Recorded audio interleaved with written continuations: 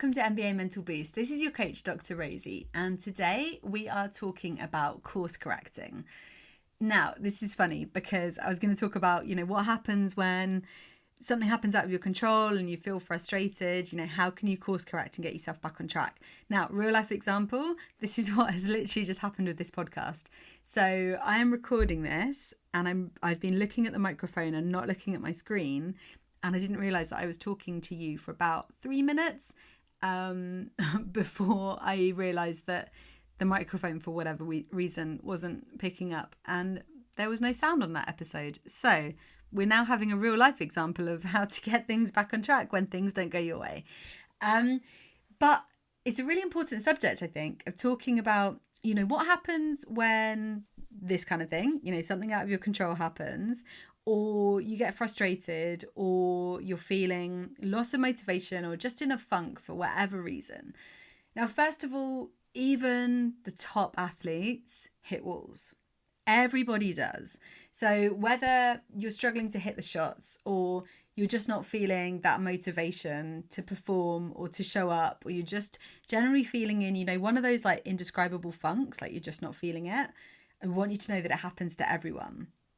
But the difference between the good and the great, in my mind, is how quickly you can course correct and get yourself back on track. So feeling all these things, they're neither good nor bad. It's just neutral. What matters is what you do next and how you get yourself back on track. So course correction starts with that awareness, actually just listening to yourself. What are you saying? So when things aren't going your way, don't ignore it and kind of just like push on blindly. Like take a mental break and just ask yourself, like, what's really going on here? Am I feeling distracted or frustrated, or am I just off my game? And then bringing that awareness, ways that you can do this is using things like mindfulness, just maybe a quick check-in, maybe taking some deep breaths, just sitting with your thoughts for a minute, maybe journaling. Like all of these things can make such a difference in your awareness. And when you have awareness, you can then do something about it. So once you're aware of the issue at hand, the next step is then diving into that mental skills toolbox. So, I talk about you building your toolbox. This is why I give you this podcast, because I want you to be diving into different areas of your mindset, but also different mental skills that are going to form your toolbox. And your toolbox might be completely different to other listeners. So when you're tapping into that toolkit, you might be using things like visualization, picturing yourself getting back into rhythm. Or you might use a mantra or a cue word to reset your focus. For example, when I work with clients around creating mental anchors, often we'll just say release to ourselves. You're on the court, something's not going your way, don't get hung up on it, just say release, and that's your anchor for bringing your attention back. Now, it might also be some bigger things. So for me, sometimes I need to get out in nature and just use that as a way to kind of just like reconnect with my sense of self. Just kind of having that awareness and then using whatever you need in that moment in time to help you course correct and get kind of back on track. It doesn't always have to be about massive changes. It might just be a kind of a small tweak in your mindset, or a small kind of shift in your focus from outcome to process. You focus back on the present, on the process, on how those actions can compound. And then maybe that just helps you to get back on course. So how about those times when like motivation is low?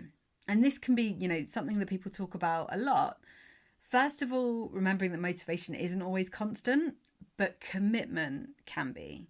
So you might still be showing up consistently, even when you're not feeling motivated. And I really think that's such an elite mindset. You might not feel like putting in the work, but when you're committed to the process, that commitment is going to be the thing that pulls you through the low moments. So again, being able to just reframe your mind, or that kind of mindset and self-talk, so that when you're not feeling it, when you're feeling like that kind of, low motivation, can't be asked, just don't want to do this, maybe you're really fatigued, then, tell yourself to embrace the process. I don't really like the term fall in love with the process. And I've spoken to clients about this because it's also all right to acknowledge that sometimes the process sucks. Sometimes we hate the process. Sometimes we want to say fuck the process. And that's okay too. But if you're committed, you might not love the process, but you're going to embrace it. The highs and the lows and the bits in between. And then you start to shift your focus to those like daily habits and routines, the things that you can do that are going to compound. And I find that makes it so much easier to course correct, like when motivation isn't there. Again, it just makes it very simple. It's like, okay, what are the things that I can do that compound, that I'm going to stay consistent with? And I want you to remember that course correction is a skill set. So like any of these things that I tell you, you know, for me, it now is so much quicker to course correct than it used to be.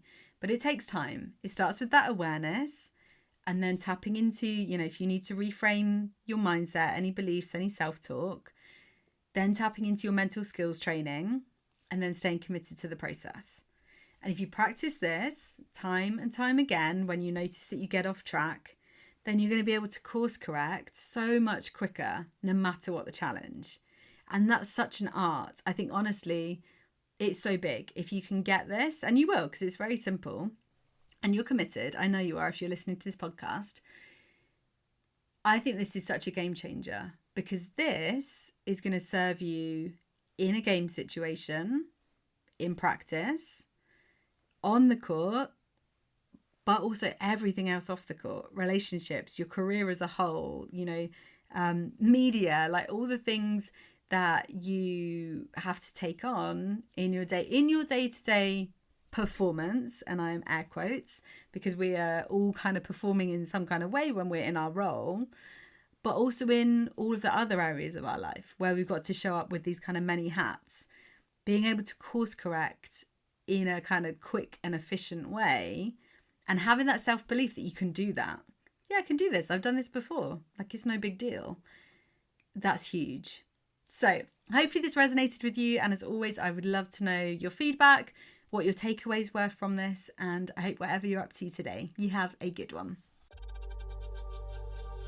Thanks for tuning in to another episode of NBA Mental Boost, the secret weapon to supercharging your performance on the court. If you found today's episode useful, don't forget to subscribe and share. You can connect with me over on any social platform. You can find me at Dr Rosie Mead. Until next time, go out there and dominate using the power of your mind. This is Dr Rosie, signing off.